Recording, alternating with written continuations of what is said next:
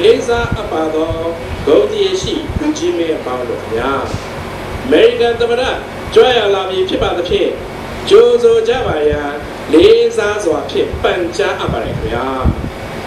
Ladies and gentlemen, the President of the United States.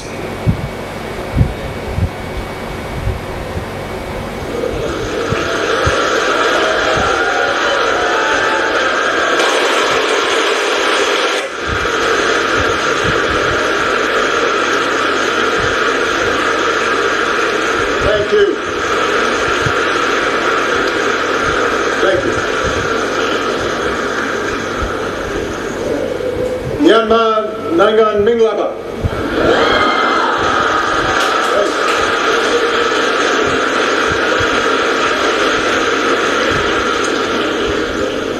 I am very honored to be here at this university and to be the first President of the United States of America to visit your country.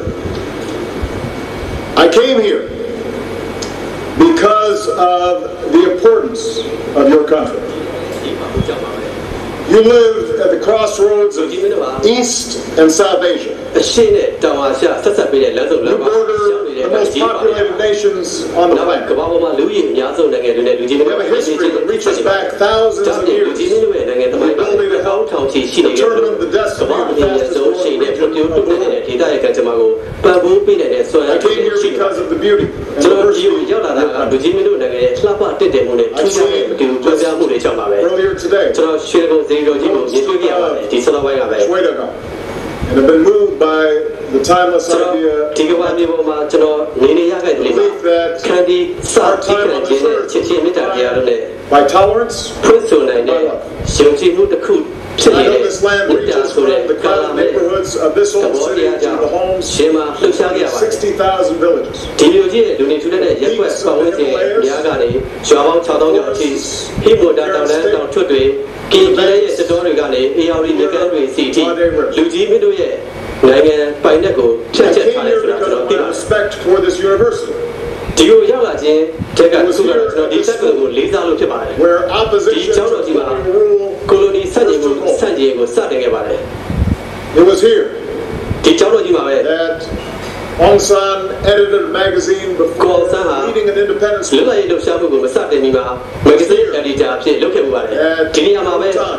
It was here at ways of the world before guiding it at the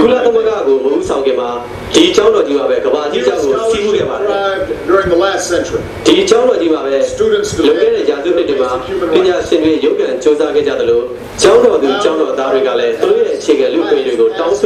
A resolution to revitalize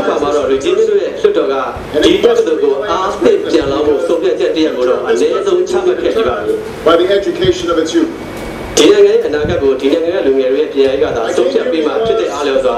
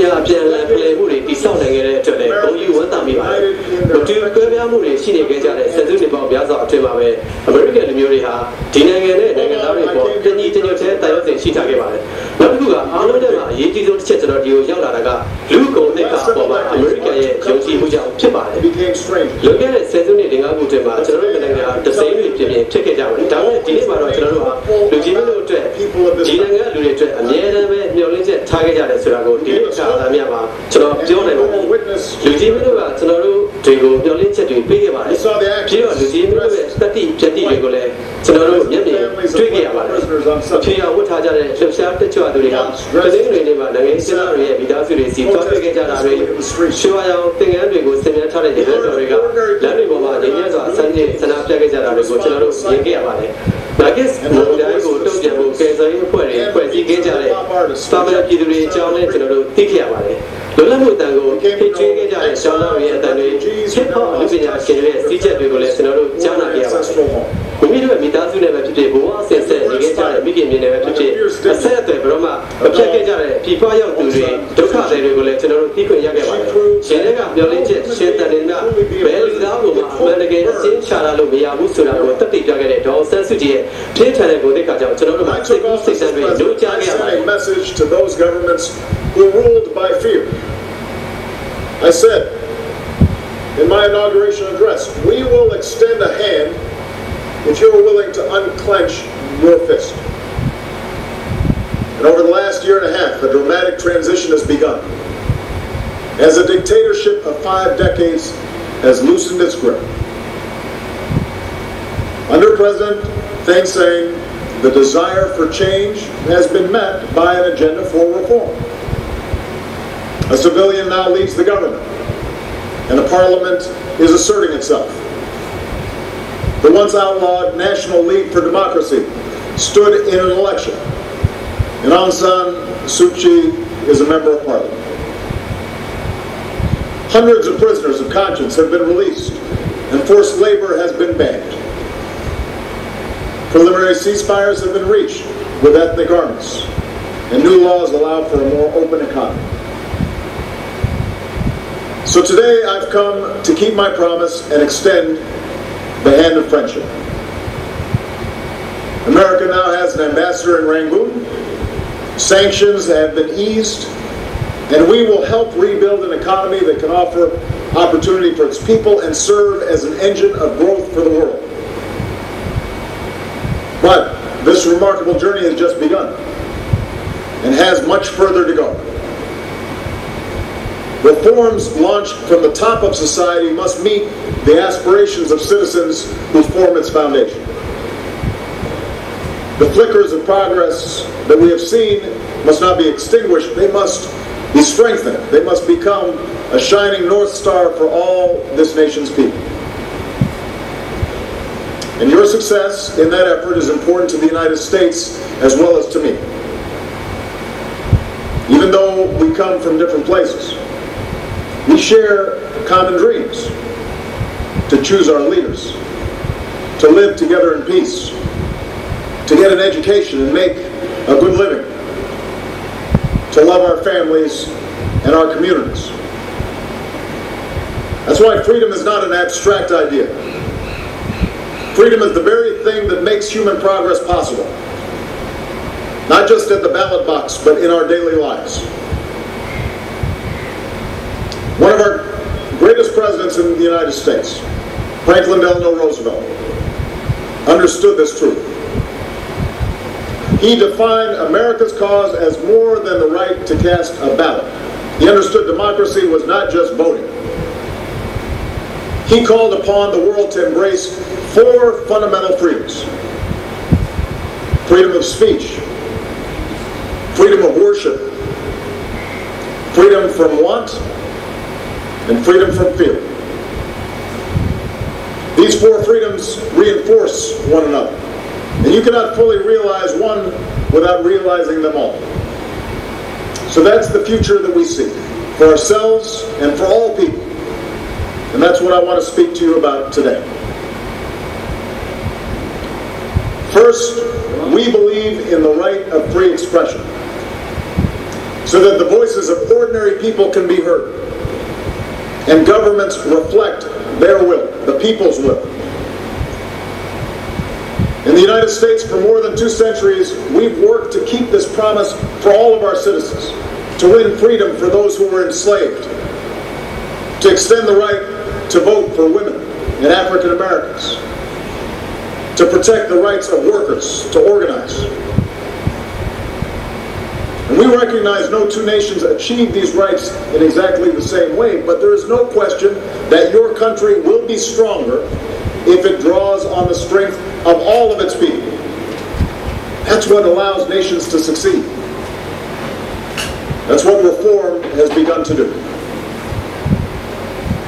Instead of being repressed, the right of people to assemble together must now be fully respected. Instead of being stifled, the veil of media censorship must continue to be lifted.